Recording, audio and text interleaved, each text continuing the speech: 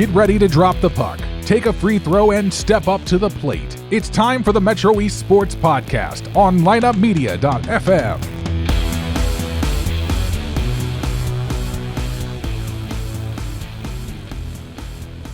Okay, guest number 3, Dr. Svetlana Mellein. Welcome to the show. Thank you. But before I get to you, I got to talk about Keller Williams Marquee. All right. If you're looking to buy or sell a home in the Metro East on the Illinois or Missouri side, please give our partners at Keller Williams Marquee, Jeb and Ginger Blassingame, the chance to serve you. They have offices in Waterloo, O'Fallon, and Edwardsville with more than 130 agents. The Blassingames are a family-owned business that has helped over 5,000 families find just the right home. The Lipes are one of those families. Jeb and Ginger sold our house quickly because they're experts at staging and pricing. And they helped us find the perfect home, and they can do the same for you. No wonder they're ranked in the top 10 real estate teams in North America. Give Jeb and Ginger Blassingame a call at 618-578-9276 or check them out online at blassingamegroup.com. I promise you will not be disappointed. All right, Dr. Lana, welcome to the show. Thank you. Thanks for having me. Okay, now you're gonna have to be loud. You're gonna have to be loud, and you're gonna have to get right there in front of that microphone. Okay. You're gonna have to talk. You're gonna have to talk into that microphone like you're talking to those athletes that I see you training on Facebook. All right. So I'm looking at your bio, and you are a physical therapist, Dr. Lana. Okay, Dr. Svetlana Mellein. Mellein.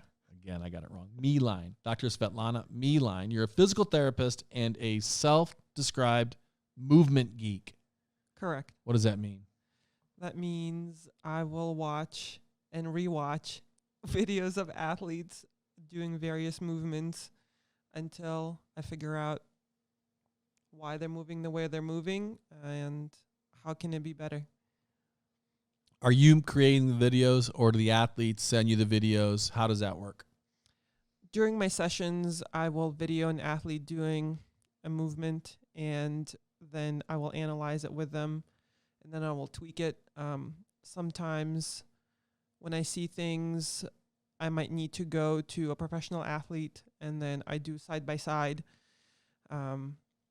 Recently, I was explaining to a soccer player how to do a more efficient kick, and I couldn't find a good way to explain it to her because she wasn't doing it correctly, and I had to go to pro athletes and doing side-by-side shot screens of her and the professional athlete and showing her where she was late in her movement and how that will make her more efficient and powerful. Cool. And possibly strengthening or increasing flexibility to help the kid be able to make that. Absolutely. Movement. That's a huge part of it. Sometimes they cannot get into the position that I need to because they sit in the computer 9 hours a day and their hip flexors are tight. So then we have to adjust their mobility in the hips before I can even ask them to complete a certain movement. So great. Plus, if you're working with professionals, or if you're getting video or stills of professionals to use in your sessions, you don't have to be the expert in the sport because you're not a soccer expert. Correct. You are an expert in other sports, though. Let's talk about your journey to getting to where you are as someone who works with athletes, because you're a former Division I athlete. That's right. And you told me you were in Russia for a while, and then you came to Minnesota? Upper Peninsula of Michigan, just as cold. It's an M. It's in the Big Ten. It's closed. Okay, so you come to the UP. Yep. At what age? I was 12 going on 35. Wow, that's clever. Okay, so and you're also 12, but you're how tall as a 12-year-old? I'm pushing 6 feet at that point. Wow. So these basketball coaches in this tiny little town are like, girl, have we got a sport for you? Had you played basketball? Yeah, so I started playing when I was 6 years old. I was at a track meet with my school in Russia, and these coaches, they go around looking for tall girls, and there I was, and they asked me to come to practice, and it was kind of a natural fit. So I loved it. They loved having me, and I've been playing basketball since. No volleyball? Yes, so volleyball came in later in my life. In the States, in high school, the volleyball coach said, "Hey, basketball is not all year round. You should come play." And I did, and I also loved it. And as a matter of fact, now in my adult life, my newfound love is beach volleyball doubles. That's my happy place. You're playing it Yes. mixed or women's? I do both. I prefer women's. It's hard to find consistent group of just women, so you take what you can get, but I do enjoy women's. Only doubles? I am a little picky. No, you don't play like I'll- team, bigger team? I am not a great indoor player just because I don't remember all the rotations and the rules. I'm a very crafty player, though, so and that's what I love about beach volleyball. And you're tall. And I'm tall, and I can still move, so. Yeah, because beach volleyball is going to be more about movement Mhm. than the ability to spike. You got to play defense. You got to be able to move, and it's so hard to move in the sand. Absolutely. Yeah. Okay. So then you get done with high school and you play college. Tell us about your college experience. So I was recruited by Marquette University, and being that I was from a big city in Russia, I was very happy to attend a school in Milwaukee. It felt like home to me. And our team was very diverse, so I feel like being Russian, I fit right in, even though there were no other international players. There were girls from all over the country, and I really enjoyed that about the team. And it was a cool experience for sure, very unique, a lot of its own challenges, but I'm very thankful for it. So when did you know that you wanted to work with athletes as a doctor, as a physical therapist? I think I've always wanted to work with athletes. I think I took my career early on, and I went to work with people with spinal cord injuries. And even with that, I was drawn to quadriplegic rugby. So I was volunteering with the team, and I spent a lot of my time with that. And I think Have you ever seen Murder Ball? I have.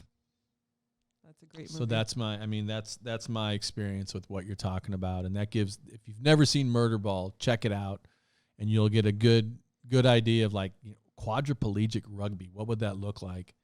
And when you see Murder Ball, you figure it out. Yeah, and those guys are just as rowdy as if they were not paralyzed, and Maybe rowdier. maybe. So I definitely recommend, if you've never been in one of those quadriplegic rugby chairs, get in. It's like a metal can, and you just get to smash things as hard as you can. It's pretty fun. That's why I think it's even more dangerous, because in rugby, you don't have this metal contraption around you that these guys use as a weapon. Mm-hmm. Yeah, it's a unique sport for sure, but I think once you see those athletes, you get a new level of respect for what they do and the heart and passion that they have despite their injuries and disabilities. I think it's a great outlet for them. And where did you go to medical school? So I went to Marquette, and I did my bachelor's as a biomedical sciences major, and then I did the doctor of physical therapy at Marquette as well. Oh, so you were there for the whole time. Yes. Cool. Yep. But now you are living in? O'Fallon, Illinois. And you're off on your own, starting your own company? Correct. So I started it when we were still living in New Jersey, and I'm just restarting it now in this new area for me. Okay, so you and your husband moved here from New Jersey? That's correct. Is he military? Yes. Okay, so he's at Scott? Yes. Perfect. Yep. And so how can, if mom or dad or some kid is listening to you right now and they're thinking, I want to go to her, because when should an athlete come to you? Before he's hurt, after he's hurt? What's the deal? When's the optimal time to talk to you? I would say that if you see your kid working hard and they are just not performing in the top of their ability, or they seem athletic but they keep getting injuries, and you just have an inkling, then that's a good time to reach out, because a lot of times it's something that I can clean up and help them with. But to get into deeper discussion, I do believe that kids should start learning how to properly move as early as 5 years old. Because innately, if you watch little kids run, they all mostly do it correctly. And I'll just give an example of the most common egregious mistake is heel striking, because it's such a pounding motion. But if you watch little kids run, and a lot of them run barefoot, none of them do it. And that's because I think they innately know that that hurts, or it's not the right way. But then when we watch our older brothers or sisters, our parents, or maybe even our heroes who are professional athletes, and not all professional athletes move efficiently, as a matter of fact, we think that that's the right way to do it, and then we pick up those habits. So if your athlete is in middle school or high school, I definitely think if you want to see them perform better and stop kind of a string of injuries, there's probably biomechanical inefficiency. But honestly, getting the kids as early as possible is the way to go. What sports? What sports do you work with? What sports can't you work with? If I play tennis, can you work with me? What are you going to do with me? If you play tennis, I would probably take a look at how you're swinging. So there's a lot of actually similarities. This is the cool thing about movement mechanics is, say how a baseball player generates swing power behind the bat is very similar how a tennis player is going to come in and get rotational power. Is loading up. Exactly. It's very similar how a field hockey player is going to load up with that rotational power. How a tennis player serves is very similar to how a baseball pitcher throws, to how a volleyball player strikes. So there's lots of cool things. How a javelin thrower throws. There's so many similarities because even though I know it's very popular to be very specialized now, but I think if you understand movement as a whole, you will start seeing these patterns across various sports. And it's starting to pick up now where people are saying, do play multiple sports. It helps to decrease injuries. It helps you develop into a better athlete. And I think because there's so much crossover between human movement within each sport, that's why it stands true. And I also believe in that.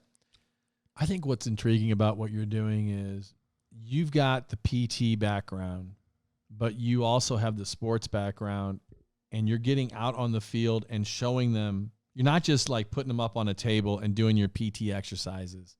You know how to do those things, but you're taking the kid out on the track or out on the field, watching them run. And I don't think most physical therapists do that. I'm sure there are some great ones that would want to talk to a kid. You know, what are you doing that's causing this injury, especially if it's happening repeatedly, like you talked about.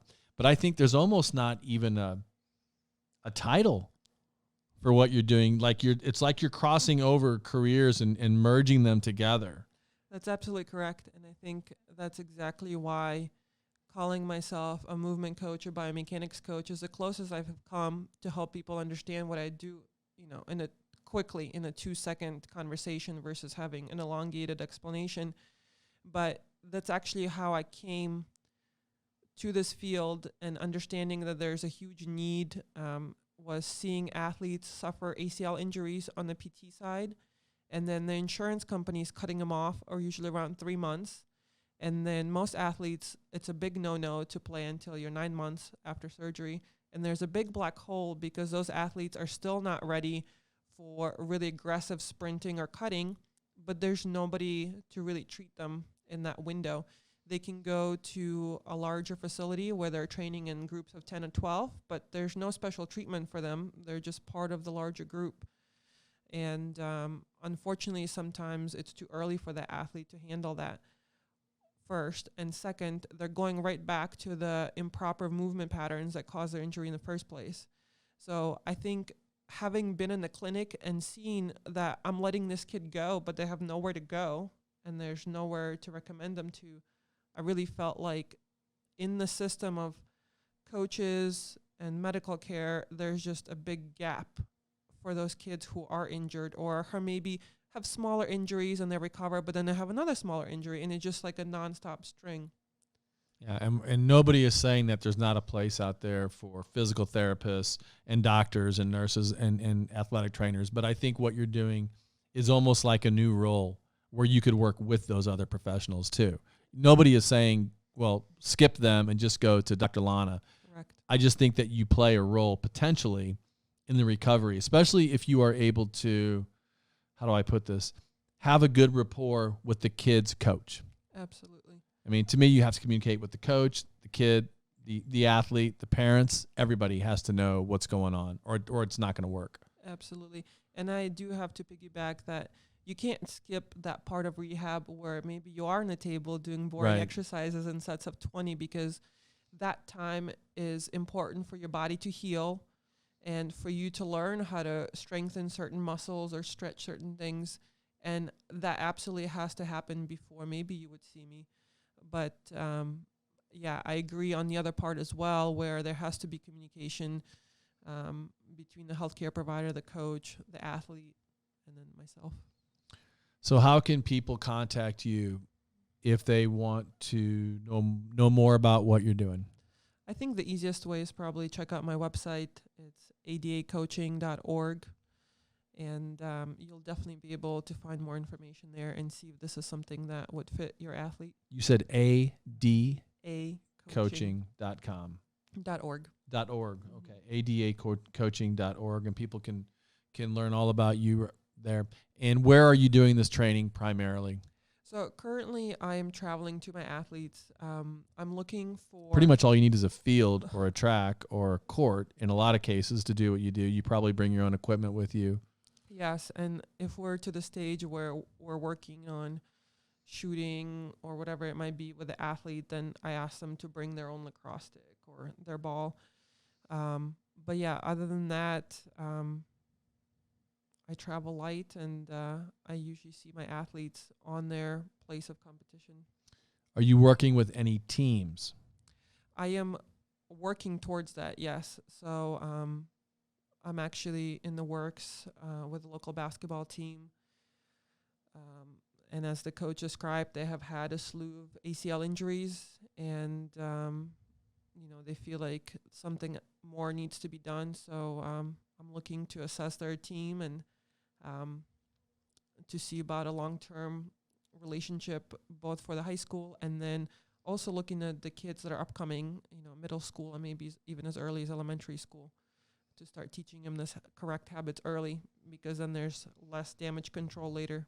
I like what you talked about, how making the movement more natural. Yes. That's something we talk about in tennis all the time. Don't make it unnatural. Turn your hips, turn your feet, turn and move the way your body wants to move. Don't shuffle when you can just run and move. Make it efficient. Absolutely. That's cool. So I always say that the athletes that are at the top of the game, they look effortless because they've eliminated all the junk movements, and they're extremely efficient. Even if you go back to beach volleyball players, every step is calculated. There's not an extra movement to waste because they can't afford to waste the energy, and they can't afford to take away any power or speed that they need in the short amount of distance that they have to cover. So any sport that you move, a perfection is almost more so a lack of extraneous movement than anything else. So cool. Dr. Svetlana Mellein, physical therapist and movement geek. Thanks so much for coming today. And if folks want to get a hold of you, you have contact information on adacoaching.org. That's right. So they can reach you through that, because it sounds to me like you could make any athlete better and help kids and athletes of all ages stay healthy, because it doesn't have to, I keep saying kids, but you could work with any athlete, any age. Yeah. Right? Okay. Dr. Lana, thanks so much for joining us today. Thanks. Got to do one of these. That's my thing. We're doing. Yeah, well, I forgot to do that with Nick. All right.